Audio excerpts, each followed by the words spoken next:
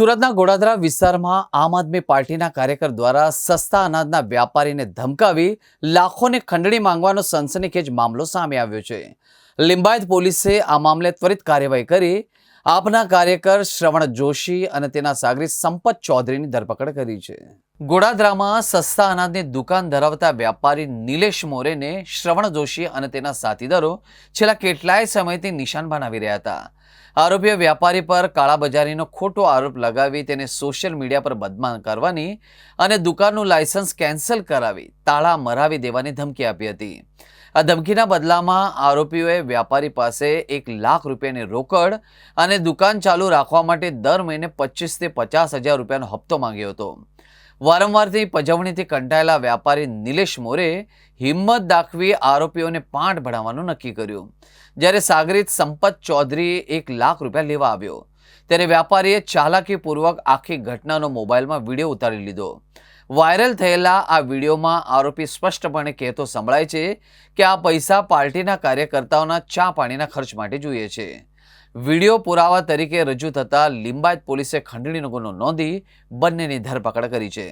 તપાસમાં બહાર આવ્યું છે કે આ ટોળકી અગાઉ પણ ગ્રાહકોને મોકલી વ્યાપારીઓ સાથે ઝઘડો કરાવી અને સરકારી કચેરીઓમાં ખોટી અરજીઓ કરાવી વ્યાપારીઓને માનસિક ત્રાસ આપતી હતી. હાલ પોલીસે આ મામલે વધુ તપાસ કરી રહી છે અને અન્ય કેટલાક વ્યાપારીઓ આ ટોળકીના શિકાર બન્યા છે. લિંબાયત વિસ્તારની અંદર આમ આદમી પાર્ટીનો યુવા મહામંત્રી છે શ્રવણ જોશી, જે પોતે વારંવાર સસ્તા અનાજની દુકાનો ઉપર જતો હતો અને ત્યાં જઈ અને એ લોકોને કેમ તમે અનાજ ઓછું આપો છો, કેટલું આપો છો, શું છે એ બાબતે પ્રશ્નો પૂછતો હતો, એમના વિડીયો બનાવતો હતો અને ત્યારબાદ તે જે છે પોતાના ફેસબુક પેજ ઉપર અપલોડ કરતો હતો.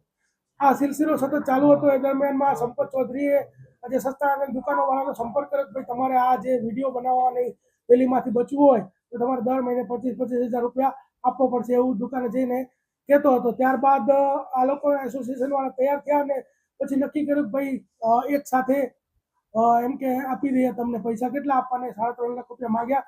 અને ત્યારબાદ જે નિલેશ મોરે કરીને જે છે એની પાસેથી અને એનો જે બદરી કરીને જે વચ્ચે હતો જે આ લોકોનો જ માણસ હતો કે જે સસ્તા અનાજની દુકાનવાળાનો, અને એની પાસેથી આ લોકોએ લાખ રૂપિયા લીધા હતા ને બીજા ભવિષ્યમાં લેવાની એ લોકોની ડીલ થઈ હતી. તો ત્યારબાદ સસ્તા અનાજની દુકાનવાળા લિંબાયત પોલીસનો સંપર્ક કરતા 308(2) મુજબ ખંડણીની જે ફરિયાદ છે દાખલ કરવામાં આવી છે. શ્રવણ જોશી અને સંપત ચૌધરી એ 2 વ્યક્તિની ધરપકડ કરવામાં આવી છે. શ્રવણ જોશી કોણ છે, હોદ્દો શું છે, ક્યાંનો? શ્રવણ જોશી જે છે એ પોતે આમ તો કપડાનો વેપારી છે એવું એનું જણાવવું છે, પરંતુ એ સાથે જ એ લિંબાયતનો આમ આદમી પાર્ટીનો યુવા મહામંત્રી છે. સર, કઈ રીતે સસ્તા અનાજની દુકાને ટાર્ગેટ કરતા? આ લોકો સસ્તા અનાજની દુકાને જ્યારે ત્યાં વિતરણ ચાલુ હોય ત્યારે જતા હતા, વિડીયો બનાવતા હતા, એમની નાની મોટી ખામીઓ જે છે શોધી અને એ લોકોને ડરાવતા ધમકાવતા હતા અને ત્યારબાદ એ લોકોનો ખાનગીમાં સંપર્ક કરતા હતા. રોકડા રૂપિયા પણ લેવાયા છે. કઈ રીતે રોકડા રૂપિયા કેટલા? રોકડા 1 લાખ રૂપિયા લેવામાં આવ્યા છે. 200 ના 5 બંડલ છે અને એ લોકોએ જ્યારે વેપારીઓએ આપ્યા ત્યારે એના સિરીઝ નંબર નોંધીને એને આપ્યા હતા.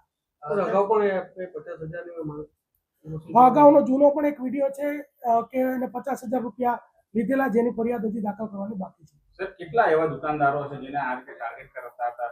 ઓછામાં ઓછા 15 થી 20 દુકાનદારો છે અને આ રીતે ટાર્ગેટ કરતા હતા એવું એ લોકોનું જ્યારે પોલીસનો સંપર્ક કર્યો ત્યારે કહેવું હતું, પરંતુ હજી અત્યારે એક ફરિયાદ દાખલ થઈ છે. આગળ જેમ એ લોકો ફરિયાદ આપતા જશે એમ દાખલ કરતા જશે. શ્રવણ જોશીને લઈને સંપત ચૌધરીએ શું વાત કરી? કઈ રીતે રૂપિયા કોના વતી સ્વીકાર્યા?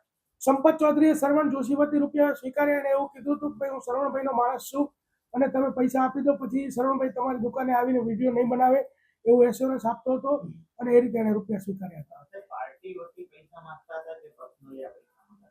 જે આપણી પાસે વિડીયો ધ્યાનમાં આવ્યો છે એમાં જે સંપત ચૌધરી એવું કહી રહ્યો છે કે શ્રવણભાઈનો હું માણસ છું, શ્રવણભાઈને આ પૈસા આપવાના છે, પછી એમ કે કાર્યકર્તાઓને ચા પાણી નાસ્તો કરાવવા માટે પૈસા આપવાના છે અને એમ કે પીએસઆઈ અને પોલીસ અધિકારીઓ તો શ્રવણભાઈથી બધા તરત ઊભા થઈ જાય છે, આવી બધી ડીંગો હાંકતો હતો.